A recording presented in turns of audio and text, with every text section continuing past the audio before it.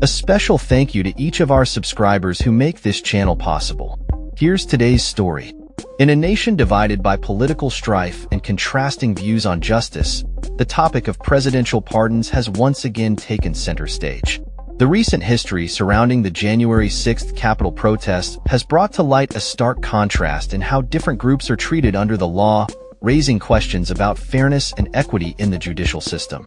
As we delve into the implications of these pardons, we must consider the broader context of political division and the quest for healing in America.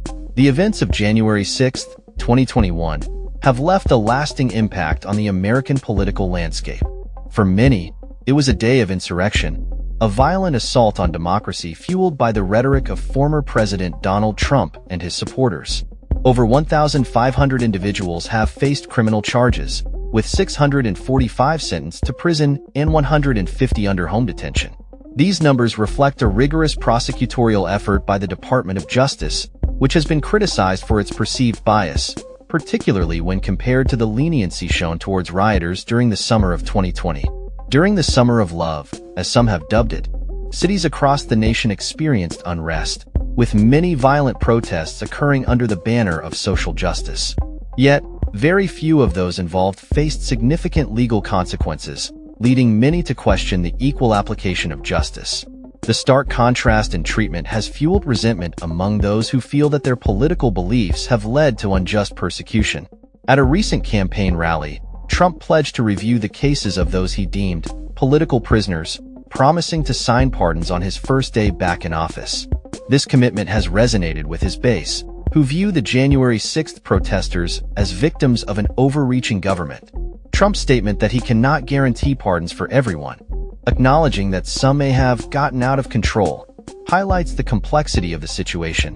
While many supporters see the protest as a legitimate expression of dissent, critics argue it was a dangerous affront to democracy.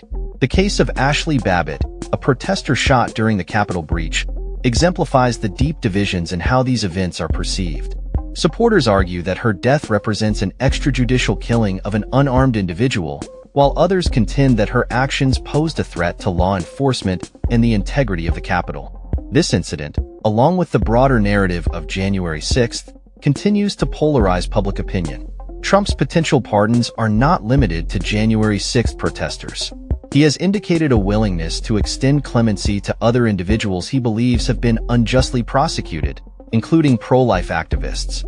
This broader view of political prisoners raises critical questions about the nature of justice in America.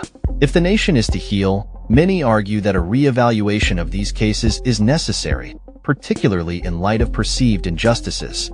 The Supreme Court has set a high bar for certain felony convictions, suggesting that the judicial system may be more lenient than the current political climate would imply. As Trump prepares to take office again, the implications of his pardoning power loom large.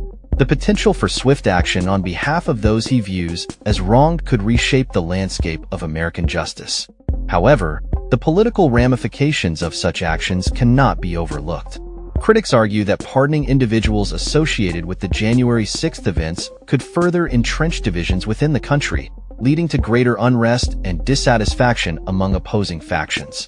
The fear of a backlash is palpable, as many Americans grapple with the reality of a political landscape that seems increasingly polarized.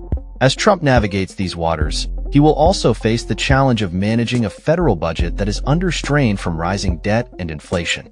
With the federal debt nearing $36 trillion, the cost of servicing this debt is expected to exceed spending on national security in the coming year.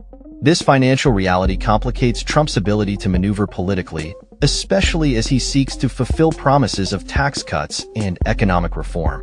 In addition to economic challenges, the incoming administration is also facing potential upheaval within the intelligence community. Reports of resignations and a possible purge raise concerns about the stability and integrity of U.S. intelligence agencies. The implications of such changes could have far-reaching effects on national security and foreign relations. On the international front, recent developments have seen Israel and Lebanon agree to a ceasefire, a move that could signal a shift in regional dynamics. As the world watches, the actions of the U.S. government will undoubtedly play a crucial role in shaping these relationships. As the political landscape continues to evolve, the question remains: Can America find a path to healing amidst such deep divisions? The potential for pardons, while seen by some as a necessary step towards justice, could also exacerbate existing tensions. The nation stands at a crossroads, with the choices made in the coming months likely to have lasting implications for the future of American democracy. That's all for this story. We upload videos every day covering many different subjects, so hit that subscribe button to stay informed. Thanks for watching.